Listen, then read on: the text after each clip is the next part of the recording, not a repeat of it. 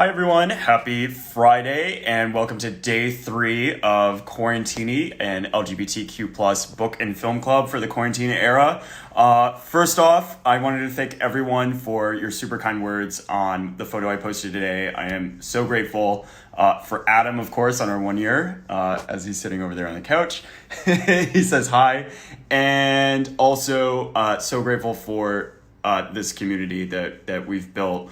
I think history is so reassuring during these times because it tells us that if we've been able to get through the things we've gotten through as a community in the past, we can certainly get through what we're all going through today. And I think being able to connect with you all, even though it's online, it shows, how far we've come in our ability to connect. So, getting to our assignments for our book club. So this week we started off, I assigned How to Survive a Plague. If you haven't watched that yet, I highly suggest sitting down and watching it this weekend. It is phenomenal. The second thing we assigned is the first 2 chapters of Giovanni's Room by James Baldwin. So I want to give you guys a little bit more time to actually get the chance to read those first 2 chapters if you haven't already. So I put the first chapter on my website, so quarantini.lgbt. There's a PDF to read any more so I don't get in trouble. Go ahead and you can order it. Probably the fastest way is to get it from Kindle on Amazon, but some local bookstores, it depends on what state you're in, may still be open. Definitely check those out as well because they're really suffering during this time.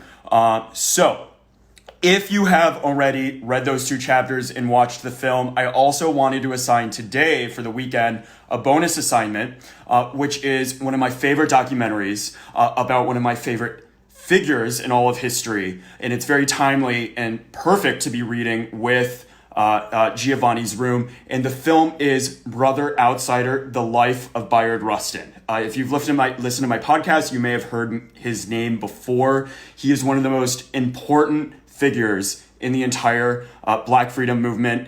He is responsible for organizing that 1963 March on Washington, where Martin Luther King declared, "I have a dream."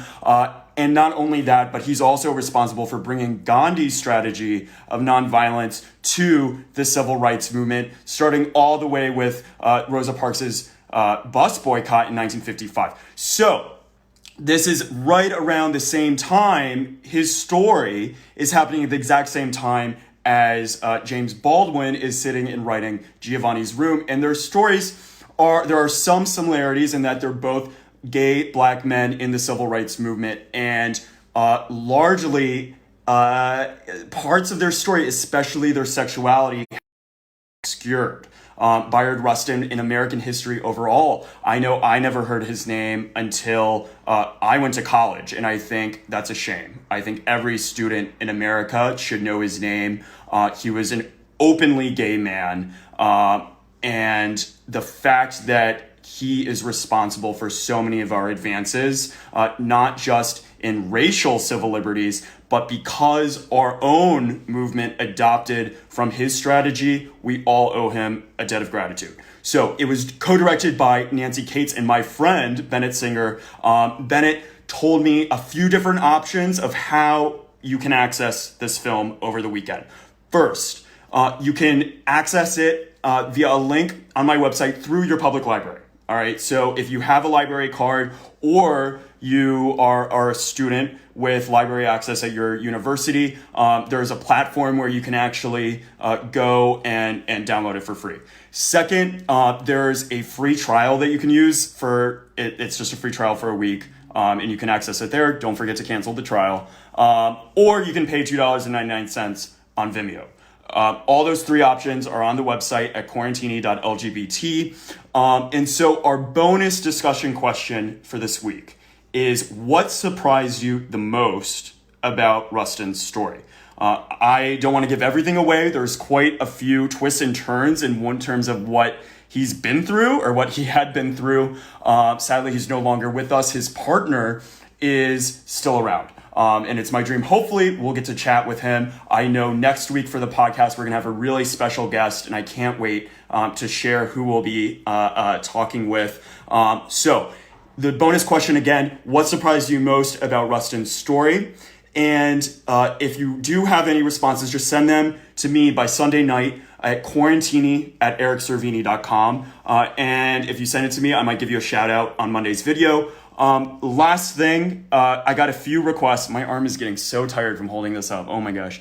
On Monday, I've been getting some requests to go earlier in the day, to go live. So this will help, especially our people in Europe, or the United Kingdom, or elsewhere, or especially on the East Coast here. It's a little late, I know, especially on a Friday night. Although I don't know what y'all are up to, because you should be inside, just like me. And so I will be going live at noon Pacific on Monday, or 3 p.m. Eastern. So keep an eye out. Definitely get the chance, even if you don't get the chance to read, both chapters, try to watch both of those documentaries, certainly How to Survive a Plague. And again, the whole point of this and the reason I save these videos is so you can go at your own pace. So don't feel bad if you're getting a little behind. I'm not going anywhere. You'll be able to access everything at quarantini.lgbt. Otherwise, everyone stay healthy. I hope you're well. And please enjoy the evening. I know I certainly will be sitting on my couch and rewatching this film, and I can't wait. So thank you all again for being there and part of this community during this crazy time, but I am so grateful for you all, and have a wonderful Friday. Take care, y'all.